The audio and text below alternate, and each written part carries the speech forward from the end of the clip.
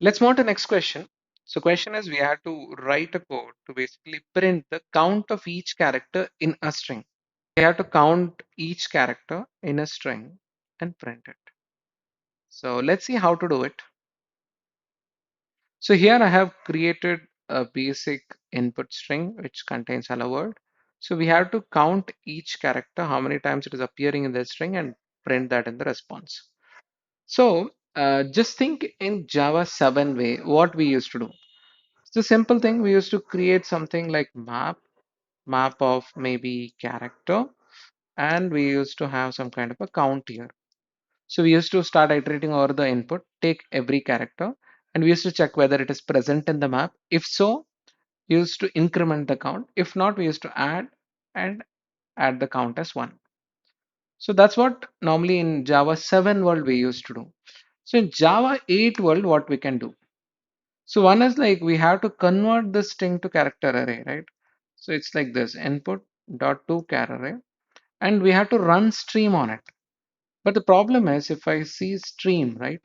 There is no stream support even if I use um, arrays dot stream or whatever. Even that is also not supported for character array. If you see, it will throw an error, so which is not supported. Then what we can do? There are multiple ways we can handle it. One of the ways we can use split function. So what split does is it will basically split the string based on some delimiter. So let's see how that is helpful. So maybe I would say split string. This is just for explanation purpose. So what we can do is we have to split. So split string anyway returns an array. How we have to split is split based on this.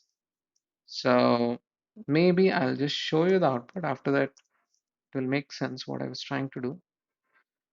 So if I run this, right, I will get,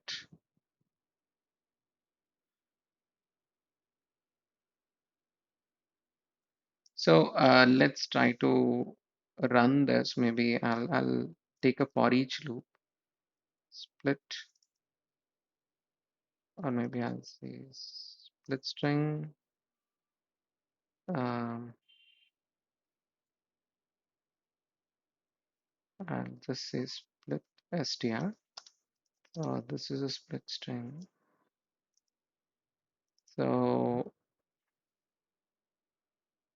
you can say it is string. And if I print here, so you can see I'm printing every string which is generated after the split. Okay. So you can see it has basically generated all the characters as a string. So what this input split is doing is it is basically splitting the whole string into one length strings, like H is one, E is one, but it is not character. It is one length string. So as we understood, right, we can't run that stream on the character array. So this is another way. I'm extracting character in such a way that I'll use this split operation. So with this regex, I can extract it as a one length string. So then I can perform the operation what I discussed a little earlier. So let's see how to do it. Maybe I'll just remove this. I'll just use this. Okay. So here, right, one more requirement is if you see there is a space in between. So when we do the split, right, I hope you saw the previous output. It generated HELLO and space and all the other characters also as a one letter string. So we don't need that space. So what we can do is first we have to filter that. So you can see out of the box, I mean, the IDE only is supporting the arrays.stream. We don't need to add it explicitly. So since we are split, we are getting the stream functionality for the string, which is out of the box. So filter, what I'll do is I'll just filter the empty strings.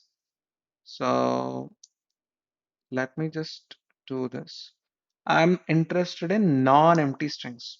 Okay, so basically you can see between this hello and world, there is a space that I don't want, so that's what I'm removing here. And I'm collecting. So you know there is a collectors group by functionality. You have learnt in the previous uh, questions. So group by is mainly for some kind of a map creation. So here I'll use functional identity. Function identity also, I hope it's clear for you. It is basically whatever the input I'm getting from here, right? That's what the function identity here means, one length string. And here what I'll do is I have to count it. So this also you have already learned, collectors counting. So this basically helps to count the strings, one length string. That's it. So it is basically saying the return is ignored, which means we have to store it. Let's create the map of string, and the count is in the long. It will support more counts. So I'll say it's char to count a map. That's a meaningful name, char to counts. So let's print and see what it prints, how the result look like. Char to counts, and for each, what I'll do is for each character. So I hope you already learned how to iterate on the map in the earlier videos. So I will say character, and this is count. So here we have to print it. So while printing, I can say character with some formatting, and here it is a character. And next, what I'll do is I'll just basically have the count, and same here, and just do formatting. Just